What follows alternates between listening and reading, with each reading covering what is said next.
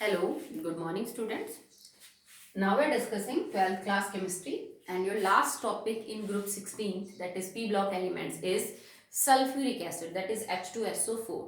तो मैंने कल की वीडियो में भी आपको समझाया था कि आपको जो स्टार्टिंग का पोर्शन है H2SO4 के अंदर that is manufacturing process of H2SO4 by contact process, उसका प्लांट कैसे काम करता है, कौन कौन सी यूनिट्स हैं उसके अंदर, उनका फंक्शन क्या है, वो सब फिलहाल सिलेबस में नहीं है.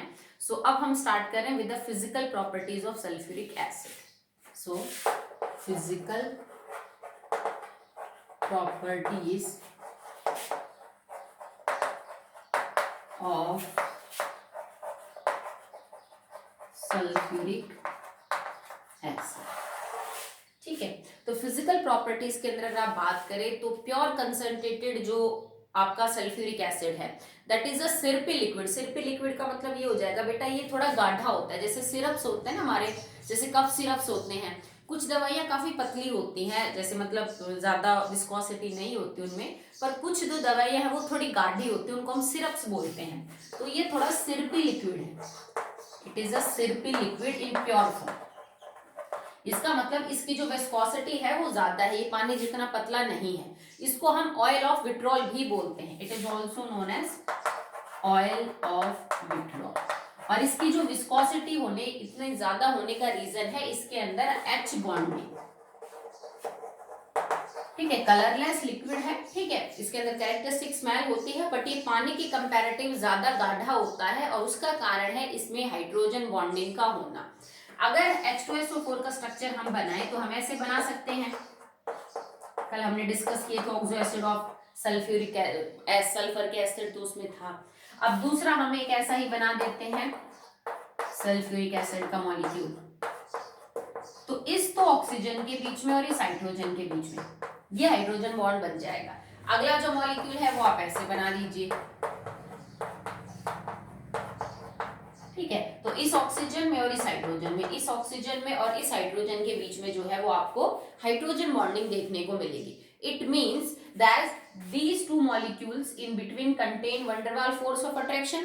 दोनों मॉलिक्यूल्स के बीच में van der Waals force of attraction है, प्लस यहाँ पे जो हाइड्रोजन बॉन्डिंग है वो भी देखने को मिलेगी. ओके, सो हाइड्रोजन बॉन्डिंग के साथ साथ यहाँ पे van der Waals force of attraction है. इसका मॉलिक्यूल मतलब कि सल्फ्यूरिक एसिड के मॉलिक्यूल लिक्विड स्टेट में मॉलिक्यूल जितने पास होते हैं उनसे थोड़ा ज्यादा पास है. ठीक है, क्योंकि हाइड्रोजन बॉन्डिंग भी उनको प्रॉपरली होल्ड करके रख रही है. यही कारण है कि ये थोड़ा सा विस्कस आपको ज्यादा मिलेगा. ओके, इसका बॉइलिंग और मेल्टिंग पॉइंट भी इस बात को सजेस्ट करते हैं कि इनके पार्टिकल्स के बीच में, सल्फ्यूरिक एसिड के पार्टिकल के बीच में अच्छी खासी फोर्स ऑफ अट्रैक्शन जो है वो बेटा होती है. Okay, next, it has a strong tendency to absorb moisture. इसके अंदर मॉइस्चर को एब्जॉर्ब करने की बहुत स्ट्रॉन्ग टेंडेंसी होती है. बहुत सारी ऐसी रिएक्शन है, तुमने 11th और 12th में पढ़ी भी हैं, जिसमें आपका जो कंसंट्रेटेड H2SO4 है, concentrated H2SO4 as a dehydrating agent use किया जाता है. मतलब पानी को एब्जॉर्ब करने के लिए हम कंसंट्रेटेड H2SO4 का सहारा लेते हैं. इसका मतलब कंसंट्रेटेड H2SO4 पानी को बहुत अच्छा एब्जॉर्ब कर लेता है, तो पानी की तरफ इसकी बहुत स्ट्रॉन्ग एफिनिटी होती है. और जब आप इसको पानी के कांटेक्ट में लेके आओगे, मतलब इस एसिड का हम क्या कर रहे हैं, डाइल्यूशन. अगर आप किसी कंसंट्रेटेड एसिड में बेटा पानी मिला रहे हो, पानी एब्जॉर्ब कर रहा है आपका कंसंट्रेटेड एसिड, तो मतलब वो डाइल्यूट हो रहा है. और ये तुम 10th से पढ़ते आ रहे हो कि एसिड के डाइल्यूशन की जो इक्वेशन है दैट आर हाईली एक्सोथर्मिक. ठीक है, इससे भी आप ये बात प्रूव कर सकते हो कि कंसंट्रेटेड H2SO4 में पानी को एब्जॉर्ब करने की बड़ी स्ट्रॉन्ग टेंडेंसी है. कैसे, इसको हम यूं देख सकते हैं इस रिएक्शन को. अगर हम कंसंट्रेटेड H2SO4 के कांटेक्ट में पानी को लेके आए, सो नाउ इट बिकम्स, आप लिख दीजिए H2SO4 और मैं इसके एक्वस लिख देती हूँ. यहाँ पे भी वैसे तो पानी है पर आप डाइल्यूट लिख दीजिए. चलो कि अब ये डाइल्यूट बन गया H2SO4 और प्लस में हीट बाहर निकलती है, एनर्जी बाहर निकलती है. तो इसका मतलब ये रिएक्शन एक्सोथर्मिक है. यहाँ कंसंट्रेटेड H2SO4 के पास एनर्जी ज्यादा थी, वहां एनर्जी उसकी कम हो गई क्योंकि इसमें से कुछ एनर्जी इसने बाहर लॉस कर दी. तो एनर्जी कम होने का मतलब क्या होता है बेटा, स्टेबिलिटी का ज्यादा होना, ठीक है। तो क्योंकि ये रिएक्शन जो है डाइल्यूशन की रिएक्शन एक्सोथर्मिक है, मतलब इस रिएक्शन के होने में सिस्टम की एनर्जी कम हो रही है। अगर सिस्टम की एनर्जी कम हो रही है तो इसका मतलब प्रोसेस वुड बी स्पॉन्टेनियस। तो बहुत ज्यादा स्ट्रॉन्ग टेंडेंसी है कंसंट्रेटेड H2SO4 के अंदर पानी को एब्जॉर्ब करने की, और ये इजीली वाटर के साथ डिसॉल्व हो जाता है, उसमें डाइल्यूट हो जाएगा and it releases a lot of energy, बहुत ज्यादा है। और तभी आपसे बोला जाता है कि आप कभी एसिड में पानी नहीं डालेंगे, हमेशा पानी में ड्रॉप बाय ड्रॉप एसिड डाला जाता है लगातार हिलाते हुए, ठीक है। तो उसका वही रीजन है कि अगर आपने एसिड में पानी डाला तो रिएक्शन हाईली एक्सोथर्मिक है, कंटेनर ब्लास्ट हो सकता है, आपके ऊपर स्प्लैश हो सकता है। तो उस चीज को हम क्या करते हैं बेटा, अवॉइड करने के लिए बहुत ही धीरे धीरे एसिड की बूंद बूंद करके डालते हैं, किसके अंदर, कंसंट्रेटेड H2SO4 के अंदर। कंसंट्रेटेड H2SO4 से मेरा मतलब यहाँ पे रहेगा 98.3%, मतलब अभी भी लगभग 2% के आसपास इसमें पानी होता है। I am not talking about 100% pure H2SO4, because without water तो वो एसिड का काम करेगा नहीं, पानी तो चाहिए ही चाहिए। तो कंसंट्रेटेड से मेरा मतलब है कि 98.3% के आसपास आपका जो H2SO4 है वो प्योर है। इसकी मोलैरिटी 18 है और इसकी नॉर्मेलिटी तो बट ऑब्वियस फिर 36 हो जाएगी, molarity multiply by basicity that is 2।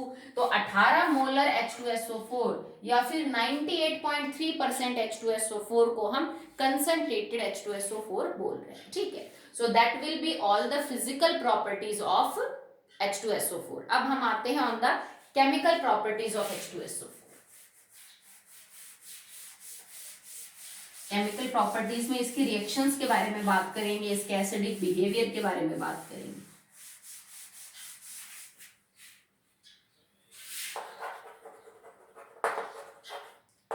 ठीक है, chemical properties of concentrated sulphuric acid. तो सबसे पहले इसके एसिडिक बिहेवियर के ही बारे में बात करते हैं। Number 1, it is a strong acid, you all know. और अगर ये एसिड है तो in the presence of water it dissociate into 2 equations, ये 2 इक्वेशंस की फॉर्म में टूटेगा। मैंने सिंगल हेडेड एरो यूज किया, इसका मतलब ओवरऑल कंप्लीट डिसोशिएशन देखने को मिलेगा। अगर ये कोई कमजोर एसिड होता तो हम जो है इक्विलिब्रियम का साइन यूज करते, इसका मतलब रिएक्शन आपकी जो है वो दोनों साइड में प्रोसीड करती। तो पहले स्टेप में it will give 1H positive aqueous plus में HSO4 negative aqueous. In the second step, because hydrogen sulphate ion में अभी भी गुंजाइश है कि H पॉजिटिव आयन दे सकता है, तो अगले स्टेप में HSO4 negative aqueous can convert into again H positive aqueous plus SO4 2 negative aqueous।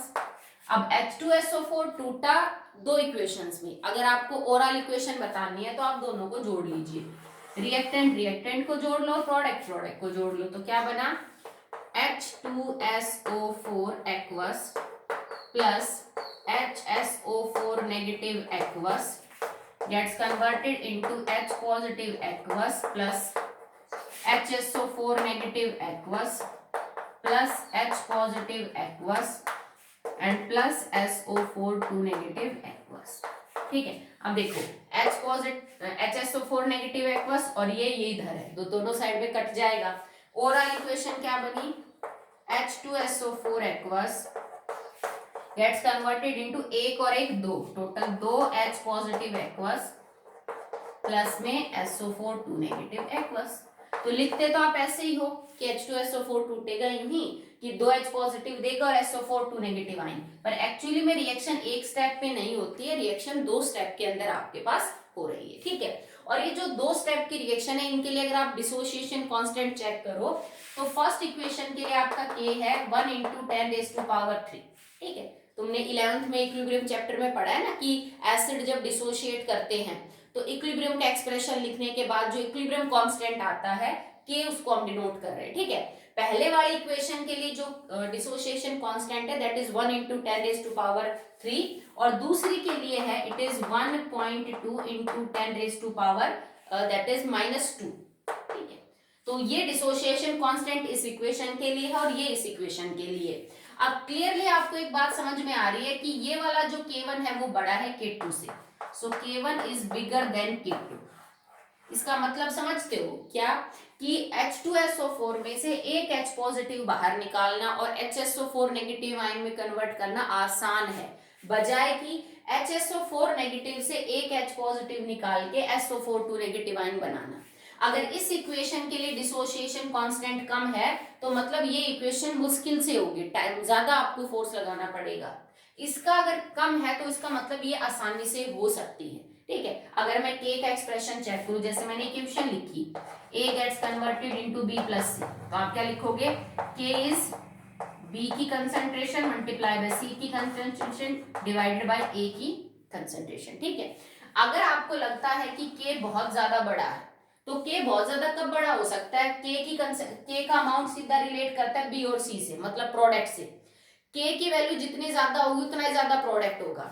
अब इन दोनों इक्वेशंस में अगर K ये ज्यादा है तो मतलब ये बहुत ज्यादा बढ़ेगा इनके कंपैरिजन में, ठीक है। तो इससे टूट के इनका बढ़ना ज्यादा आसान है, बजाय कि इसका टूट के इसमें कन्वर्ट होना, क्योंकि K is directly proportional to the concentration of product, और ये ज्यादा बढ़ेगा और ये कम, मतलब ये ज्यादा टूटेगा और ये कम टूटेगा।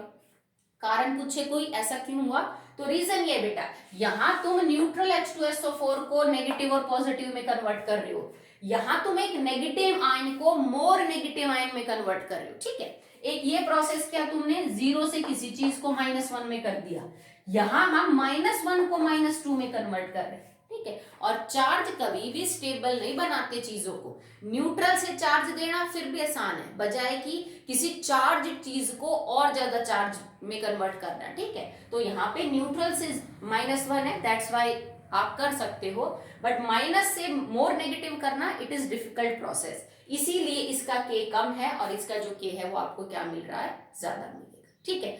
अब अगर तुमसे कोई ये पूछे बिकॉज इट इज एसिड, तो किस किस टाइप के सॉल्ट ये बना सकता है, तो एसिड की डिसोसिएशन की इक्वेशन से आपको ये पता चलता है कि किस किस टाइप के सॉल्ट बनाता है। क्योंकि H2SO4 दो इक्वेशंस के अंदर टूट रहा है तो ये दो टाइप के सॉल्ट बनाएगा। कौन कौन से सॉल्ट बनाएगा, एक सॉल्ट ये बनाएगा जिसमें ये अपनी आयन यूज करेगा ये वाली, और एक सॉल्ट ये बनाएगा जिसमें आयन यूज करेगा ये वाले, ठीक है। क्योंकि H पॉजिटिव आयन देने के बाद देखो एसिड ने जो अपना H पॉजिटिव दिया, बेस ने जो अपना OH नेगेटिव दिया, वो तो मिलके वाटर बना लेंगे, तो एसिड का तो बचा हुआ नेगेटिव हिस्सा और बेस का बचा हुआ पॉजिटिव, यही दोनों तो मिलके क्या बनाते हैं, सॉल्ट, ठीक है। तो एसिड किस कैटेगरी का सॉल्ट बनाएंगे ये आप इनके H पॉजिटिव निकालने के बाद बची हुई आयन से पता करिए। तो H2SO4 या तो अपनी एक H पॉजिटिव देके HSO4 नेगेटिव बढ़ सकता है, या दो देके SO4 नेगेटिव। अगर ये आयन देगा तो इसका मतलब इसके सॉल्ट बनेंगे हाइड्रोजन सल्फेट।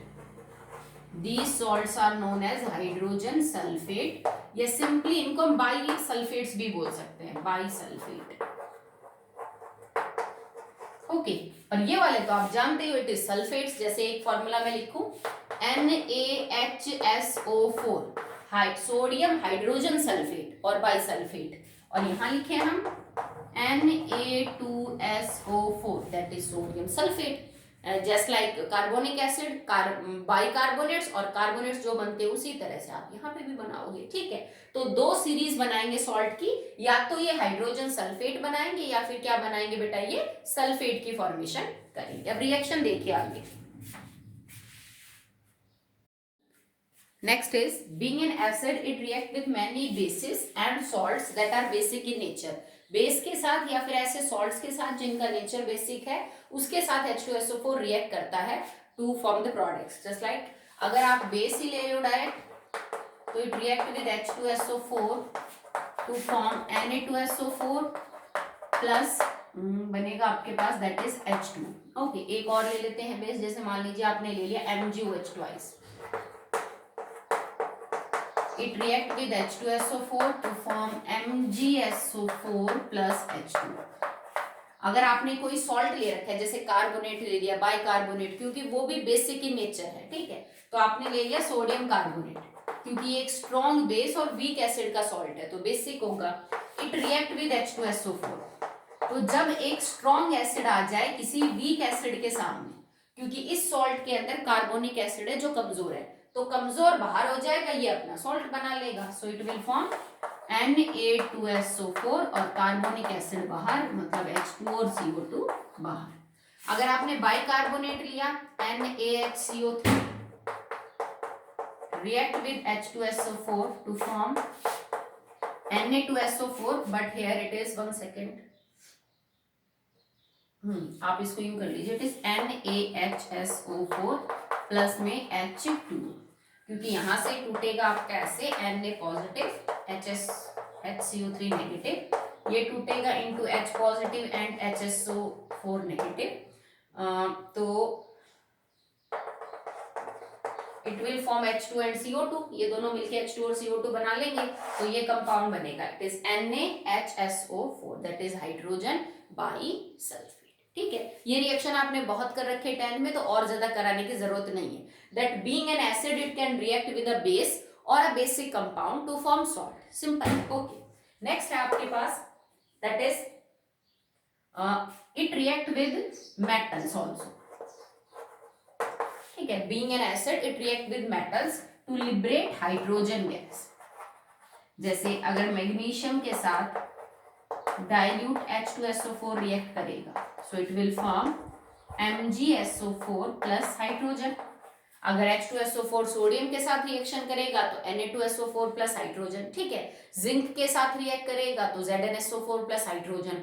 तो जो भी मेटल्स एक्टिविटी सीरीज में हाइड्रोजन से ऊपर है उनके साथ रिएक्ट करता है, मेटल जो ऊपर है उनके साथ H2SO4 रिएक्ट करेगा, अपना सॉल्ट बना लेगा सल्फेट, और फाइनली हाइड्रोजन गैस क्या हो जाएगी, बाहर।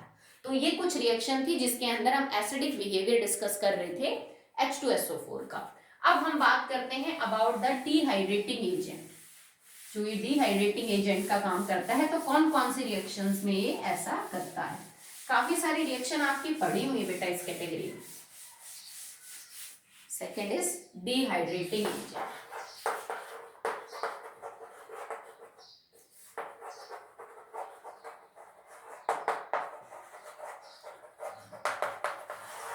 ठीक है, जिसमें ये पानी को एब्जॉर्ब करता है। देखो फर्स्ट रिएक्शन इसमें है, that is charring of sugar. अब इसका क्या मतलब है कि अगर आप चीनी को कंसंट्रेटेड H2SO4 की प्रेजेंस में रखो तो कंसंट्रेटेड H2SO4 जो है वो उसमें से पानी को एब्जॉर्ब कर लेगा और कार्बन अलग हो जाएगा। सो sugar is C12H22O11 in the presence of concentrated H2SO4।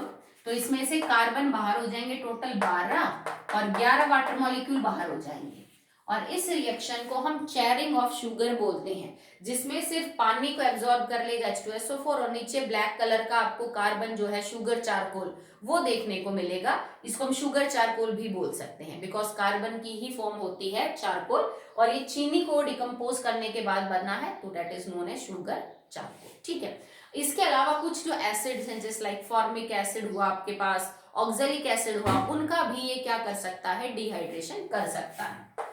जैसे अगर फॉर्मिक एसिड है तो फॉर्मिक एसिड का डिहाइड्रेशन करके उसको H2O और CO में कन्वर्ट कर देगा, कार्बन मोनोऑक्साइड और H2O में कन्वर्ट कर सकता है। पानी को एब्जॉर्ब कर लिया तो कार्बन डाइऑक्साइड क्या हो जाएगा बेटा, बाहर। अगर ऑक्जेलिक एसिड है तो ऑक्जेलिक एसिड को ये कन्वर्ट कर सकता है into carbon dioxide, carbon monoxide and water. ठीक है, सो H2O CO एंड CO2। ठीक है, तो एक मॉलिक्यूल कार्बन डाइऑक्साइड का, एक मॉलिक्यूल कार्बन मोनोऑक्साइड का और एक मॉलिक्यूल किसमें, H2O का बाहर निकल जाएगा। ये कुछ रिएक्शन भी आपने पढ़ी होंगी, जैसे कुछ सॉल्ट्स के पास वाटर ऑफ क्रिस्टलाइजेशन होता है, जैसे कॉपर सल्फेट में .5H2 है। अगर आप इसको कंसंट्रेटेड H2SO4 की प्रेजेंस में रखो तो 5 वाटर मॉलिक्यूल जो है वो क्या हो जाएंगे बेटा, बाहर, और now it become CuSO4 plus 5H2। तो यहाँ ये ब्लू कलर का था और यहाँ ये कैसा हो जाएगा, white. So the blue colour compound will turn into white colour compound, that is anhydrous copper sulphate and it is hydrated copper sulphate, जिसको हम ब्लू विट्रॉल भी बोलते हैं। तो पानी के वाटर मॉलिक्यूल की वजह से एक कलर था इस सॉल्ट का, और वही अगर कंसंट्रेटेड H2SO4 ने एब्जॉर्ब कर लिए तो उसका जो कलर है वो क्या हो जाता है, लॉस्ट हो जाता है। ठीक है, नेक्स्ट देखिए आगे आप रिएक्शंस। इनके अलावा बेटा एक दो रिएक्शन और है जो आपने लोअर क्लासेस में पढ़ी हैं, कुछ ऑर्गेनिक कंपाउंड्स, अल्कोहल्स का डिहाइड्रेशन कंसंट्रेटेड H2SO4 जो है वो कैसे करता है। तो इथेनॉल, ठीक है, in the presence of concentrated H2SO4 temperature range is 443 Kelvin। I hope आपको रिएक्शन याद आ गई होगी, हमने इसको 10th में किया था कि इथेनॉल को या किसी भी अल्कोहल को अगर आप 443 केल्विन के ऊपर हीट करें कंसंट्रेटेड H2SO4 की प्रेजेंस में, तो इसमें से एक वाटर मॉलिक्यूल का लॉस होगा और एल्कीन बन जाएगा having the same carbon number. तो ये भी कंसंट्रेटेड H2SO4 यहाँ पे डिहाइड्रेटिंग एजेंट का ही काम करता है। एक मॉलिक्यूल के अंदर से पानी का लॉस किया है तो इसमें बोलेंगे intramolecular dehydration. This is intramolecular dehydration. एक ही मॉलिक्यूल में से H और OH दोनों चले गए, ठीक है। अगर आपने दो मॉलिक्यूल ले लिए हो इथेनॉल के, और इथेनॉल के दो मॉलिक्यूल में से एक वाटर मॉलिक्यूल का लॉस हो रहा हो, टेम्परेचर यहाँ पे 413 केल्विन रहेगा, वही कंसंट्रेटेड H2SO4, तो यहाँ पे बनेगा ether C2H5O C2H5 plus H2। पर यहाँ हमने दो मॉलिक्यूल में से एक वाटर मॉलिक्यूल का लॉस किया, तो now it will be intermolecular dehydration. Inter का मतलब होता है दो में से, ठीक है, बिटवीन टू। इंट्रा का मतलब होता है विद इन द मॉलिक्यूल, एक ही मॉलिक्यूल में जो है वो सब कुछ हो गया, ठीक है।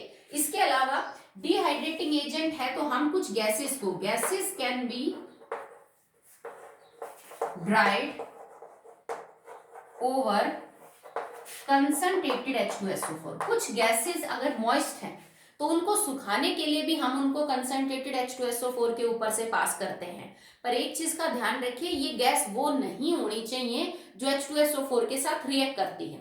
मतलब आप चाहो तो हाइड्रोजन को, ऑक्सीजन को, नाइट्रोजन को, इन गैसेस को सुखा सकते हो। HCl है, क्लोरीन है, इन गैसेस को सुखा सकते हो H2SO4 के साथ, क्योंकि H2SO4 इनके साथ रिएक्शन नहीं करेगा। बट आप अमोनिया अगर आपके पास ड्राई है, सॉरी वेट कंडीशन में है, तो आप इसको सुखाने के लिए कंसंट्रेटेड H2SO4 यूज नहीं करेंगे, क्योंकि अमोनिया है बेसिक, ये है H2SO4 एसिडिक, दोनों आपस में रिएक्ट कर लेते हैं।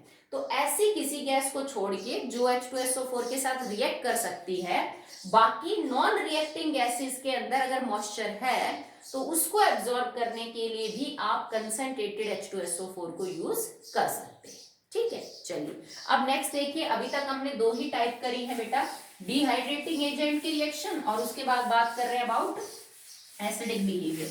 अब थर्ड जो इंपॉर्टेंट कैटेगरी है वो है ऑक्सीडाइजिंग बिहेवियर की जो रिएक्शन है वो, ठीक है। माना कि H2SO4 नाइट्रिक एसिड जितना स्ट्रॉन्ग तो ऑक्सीडाइजिंग एजेंट नहीं है, पर ये भी ठीक ठाक ऑक्सीडाइजिंग एजेंट का काम कर लेता है। So how it behave like an oxidising agent. So oxidising agent का काम करेगा when it is in the heated condition. अगर आप इसको गर्म करते हो तो H2SO4 एक ठीक ठाक ऑक्सीडाइजिंग एजेंट का काम करता है, not as strong as nitric acid, उतना स्ट्रॉन्ग नहीं है पर ठीक ठाक का काम कर लेगा। और इसके ऑक्सीडाइजिंग बिहेवियर की इक्वेशन क्या है कि जब हम H2SO4 को गर्म करते हैं तो ये H2O, SO2 और नेसेंट ऑक्सीजन में टूट जाता है। H2SO4 को अगर गर्म किया जाए हॉट कंडीशन में, it will convert into H2O, SO2 and nascent oxygen. और अब ये बात तो बताने की जरूरत नहीं है कि ये नेसेंट ऑक्सीजन ही है जो मेटल्स, नॉन मेटल्स, कंपाउंड्स का क्या करेगा, ऑक्सीडेशन करेगा, ठीक है। तो पहले कुछ पढ़ लेते हैं नॉन मेटल्स का, कुछ कंपाउंड्स का, कुछ मेटल्स का। जैसे अगर आप किसी नॉन मेटल का ऑक्सीडेशन करना चाहते हैं, लाइक कार्बन है, सल्फर है, फास्फोरस है, ठीक है, तो आप क्या करना क्या है आपको, जैसे सबसे पहले आपको ये इक्वेशन लिखनी है ऑक्सीडाइजिंग बिहेवियर की, उस नॉन मेटल के साथ फिर इस नेसेंट ऑक्सीजन को यूज करना है टू फॉर्म द ऑक्साइड।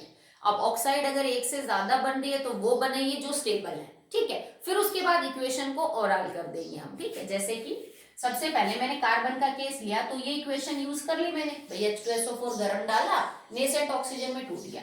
अब कार्बन अगर है तो बेटा वो नेसेंट ऑक्सीजन कितनी लेगा कि अपनी ऑक्साइड बना ले, या तो एक कार्बन मोनोऑक्साइड या दो कार्बन डाइऑक्साइड, पर डाइऑक्साइड स्टेबल है तो वो दो ही लेगा, तो इसने दो नेसेंट ऑक्सीजन लिए and it will convert into CO2। ठीक है, अब रिएक्शन को बैलेंस कर लेते हैं। ये तो ऑलरेडी बैलेंस है, इसको चेक कर लेते हैं, बैलेंस है।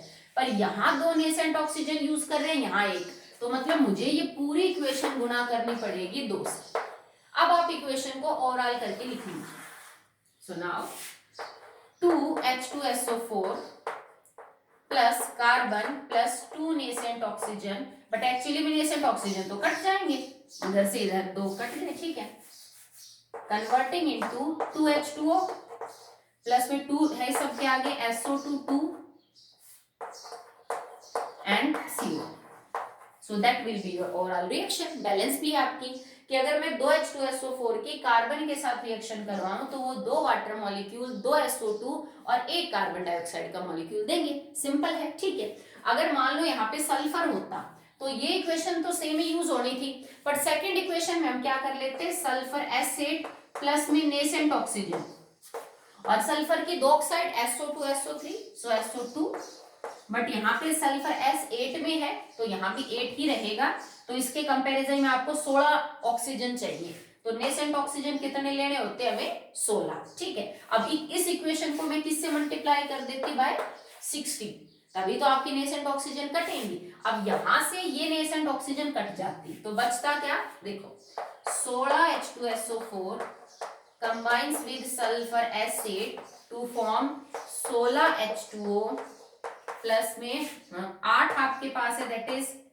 SO2, 8 SO2 एंड प्लस में, बट हाँ ये तो ज्यादा हो जाएंगे, 16 और 8 इसमें आप जोड़ लेंगे तो ये टोटल हो जाएंगे आपके पास, दैट इज 24, हाँ ठीक है। तो क्योंकि देखो 8 SO2 तो हमारे पास यहां से आ गई और 16 आपके पास ये है, तो टोटल हो जाएंगी 16 प्लस में 8, दैट विल बी 24, तो आप यहाँ लिख दीजिए 24 SO2, बस, बाकी और कोई चीज बनेगी नहीं इसमें, हाँ, क्योंकि SO2 यहाँ से भी आ रहा है और SO2 ऊपर वाली इक्वेशन से भी आ रहा है, तो दोनों SO2 को हमने ऐड कर दिया, ठीक है। अब मान लीजिए यही चीज फॉस्फोरस हो, तो फॉस्फोरस है P4, हमें एलिमेंटल स्टेट तो बेटा लेनी पड़ेगी, आप यहाँ S नहीं लिख सकते हो, ठीक है, क्योंकि सल्फर आपको S8 की फॉर्म में मिलेगा, तो P4, इसके साथ भी आपको नेसेंट ऑक्सीजन यूज करवानी है, पर हमने लास्ट भी शायद मैंने आपको नाइट्रिक एसिड में भी बताया था, इसमें आपको कितनी नेसेंट ऑक्सीजन चाहिए, हमें स्टेबल ऑक्साइड बनानी है P4O10, सो हमने लिखा P4O10, इसके लिए मतलब आपको 10 ऑक्सीजन चाहिए, तो नेसेंट ऑक्सीजन 10, तो मतलब इस इक्वेशन को भी किससे मल्टीप्लाई करना पड़ेगा, 10 से। अब 10 नेसेंट ऑक्सीजन से 10 नेसेंट ऑक्सीजन तो कट जाएंगे, तो ओवरऑल इक्वेशन आपकी क्या हो जाएगी, देखो यहां से चेक करिए, 10H2SO4 प्लस में P4 gets converted into 10H2O plus 10SO2 plus P4O10, I hope आपको दिख रहा होगा, तो ये इक्वेशन आपकी हो जाएगी, 10H2SO4 प्लस में P4 gets converted into 10 water molecules plus में सॉरी 1 सेकेंड, हाँ कोई बात नहीं, पर जैसे यहाँ पे P4O10 हमने जो निकाला ना, इट में react with water to form phosphoric acid, तो आप इसकी जगह सीधा फॉस्फोरिक एसिड भी लिख सकते हो, H3PO, ठीक है, आप उसको बैलेंस कर लीजिएगा, तो it will form sulphuric acid, ना सॉरी SO2, फॉस्फोरिक एसिड और प्लस में वाटर आपका बाहर निकल जाएगा, ठीक है। एक और चीज, चलो आप इस रिएक्शन को दोबारा देखिए, मैंने बताया था वैसे नाइट्रिक एसिड की केस में,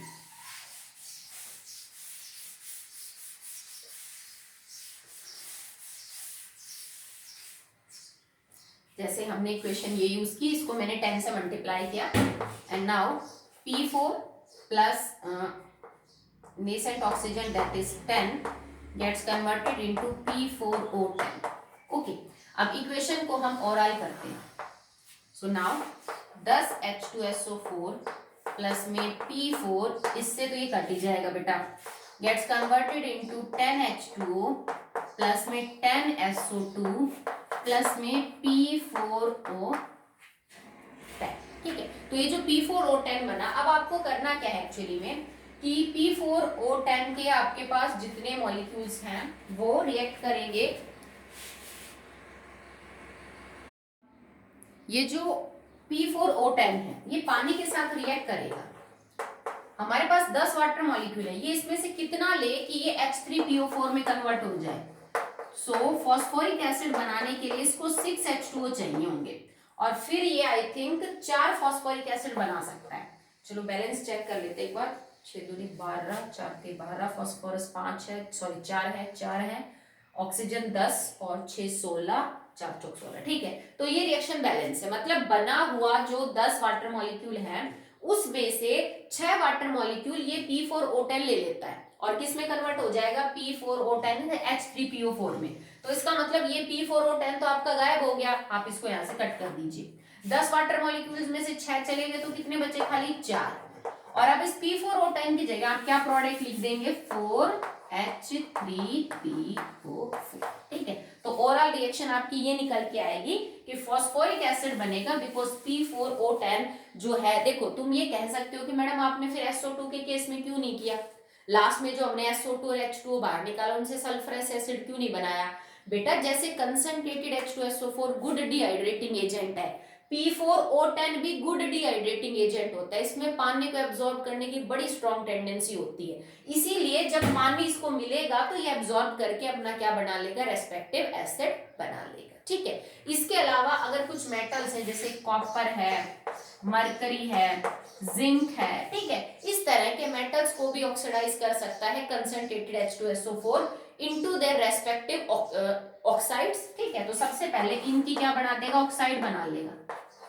जैसे कॉपर कन्वर्ट हो जाएगा इनटू कॉपर ऑक्साइड जो इसकी स्टेबल ऑक्साइड है। ठीक है, मरकरी कन्वर्ट हो जाएगा into mercuric oxide HgO, zinc convert हो जाएगा इनटू ZnO, और फिर दोबारा इनकी रिएक्शन करके इनको फाइनली किसमें कन्वर्ट कर सकती है, सल्फेट्स में कन्वर्ट कर सकती है। ठीक है, तो सबसे पहले इन मेटल्स को वो उनकी ऑक्साइड में कन्वर्ट करेगा और ऑक्साइड फिर फर्दर रिएक्ट करेगी H2SO4 के साथ to convert into the sulphate. मैं एक रिएक्शन करके दिखा देती हूँ कैसे। जैसे हमने H2SO4 लिया, इसने नेसेंट ऑक्सीजन बाहर दी, ये नेसेंट ऑक्सीजन मान लो कॉपर के साथ रिएक्ट करे टू फॉर्म Cu, बना लिया कॉपर की ऑक्साइड, मेटल की oxide, basic in the nature. ये जो बेसिक ऑक्साइड बनी है हमारे पास H2SO4 जो अभी बचा हुआ है, CuO इस H2SO4 के साथ रिएक्ट करेगी, basic oxide react with acid to form salt that is CuSO4 and water H2। ठीक है, तो यहाँ इस इक्वेशन से तो तुम्हारे पास कॉपर सल्फेट निकल के आ गया और प्लस में वाटर बाहर आ गया, और ऊपर वाली रिएक्शन से आपके पास क्या बचा हुआ है, SO2 H2O। ठीक है, बिकॉज नेसेंट ऑक्सीजन तो हम खर्च कर चुके, तो इस ऑक्सीजन से आपके पास देखो यहाँ से क्या है, SO2 H2, नेसेंट ऑक्सीजन खर्च हो गया, यहाँ से प्रोडक्ट में क्या मिला, H2O और प्लस में कॉपर सल्फेट। ठीक है, इधर क्या है आपके पास, कॉपर से स्टार्ट किया था हमने। ठीक है, कॉपर से फिर कॉपर ऑक्साइड बना, फिर कॉपर ऑक्साइड ने दोबारा रिएक्ट किया तो कॉपर ऑक्साइड से कॉपर ऑक्साइड कट गया और फाइनली कॉपर प्लस में H2SO4 आपको मिलेगा रिएक्टेड साइड में। आई होप आप इतनी चीज अब समझ गए क्योंकि मैं करवा चुकी हूँ आपको ऐसे रिएक्शन। तो कॉपर जब H2SO4 के साथ रिएक्ट करेगा तो कॉपर सल्फेट, इन पानी के मॉलिक्यूल्स को आप जोड़ लो, एक यहां से मिलेंगे और एक यहां से मिलेंगे, दोनों को ऐड कर लीजिए, SO2 गैस बाहर मिलेगी, नेसेंट ऑक्सीजन से नेसेंट ऑक्सीजन कट जाएगा। तो metals like zinc, mercury, silver, copper, इनका ये पहले ऑक्सीडेशन करता है अपने नेसेंट ऑक्सीजन से, उनकी ऑक्साइड में कन्वर्ट कर देता है, और जो ऑक्साइड्स बनेंगी फर्दर उनके साथ H2SO4 रिएक्ट करेगा क्योंकि मेटल ऑक्साइड्स बेसिक है, ये एसिडिक है, और सॉल्ट और वाटर बना लेगा। सॉल्ट तुम्हारा फाइनल प्रोडक्ट होगा, वाटर में वाटर तुम ऐड कर दोगे, नेसेंट ऑक्सीजन कट हो गई और SO2 एज ए प्रोडक्ट आपका बाहर निकल जाएगा। ठीक है, बट अगर तुम कॉपर का कंपैरिजन जिंक से करो तो zinc is a better reducing agent. Reducing agent मतलब जो अपना क्या करते हैं, ऑक्सीडेशन। तो जिंक अच्छा ऑक्सीडेशन कर सकता है कॉपर के कंपैरिजन में। तो जब जिंक अच्छा रिड्यूसिंग एजेंट है तो वो H2SO4 को SO2 में कन्वर्ट नहीं करेगा।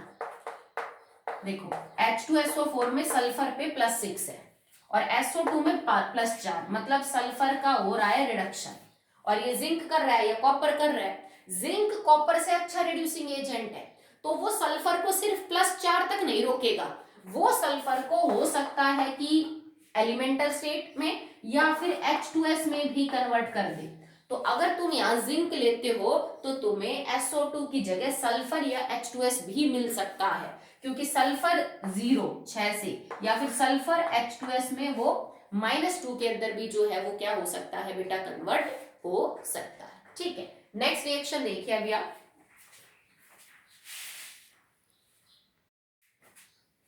ओके बेटा, so the topic is quite lengthy, अभी बचता है आपका टॉपिक, तो एक वीडियो में तो कंप्लीट नहीं हो पाएगा। सो अभी इसको कंटिन्यू कर लेंगे, तो फिर मुझे जो 17 ग्रुप है वो बीच से स्टार्ट करना पड़ेगा। ठीक है, तो आज के लिए इतना ही करते हैं। इसकी एक्शन विद सॉल्ट्स बचती हैं कि कुछ सॉल्ट्स के साथ कैसे रिएक्शन करता है, अगर वो सॉल्ट कमजोर एसिड का है तो H2SO4 उनके साथ कैसे रिएक्शन करेगा, फिर कुछ केसेस के अंदर वो प्रेसिपिटेशन रिएक्शन भी शो करता है, और कुछ मिसलेनियस रिएक्शन है। फिर हम सल्फेट आयन का स्ट्रक्चर देखेंगे, रेजोनेटिंग एंड ऑल, और फिर यूजेस बचेंगे सल्फ्यूरिक एसिड के। तो एक वीडियो का काम आपका ये बचता है, ये कंप्लीट हो जाएगा, तो फिर नेक्स्ट वीडियो के अंदर हम स्टार्ट कर देंगे the 17th group, that is halogen family. तो आज के लिए आप इतना ही कर लें। ओके।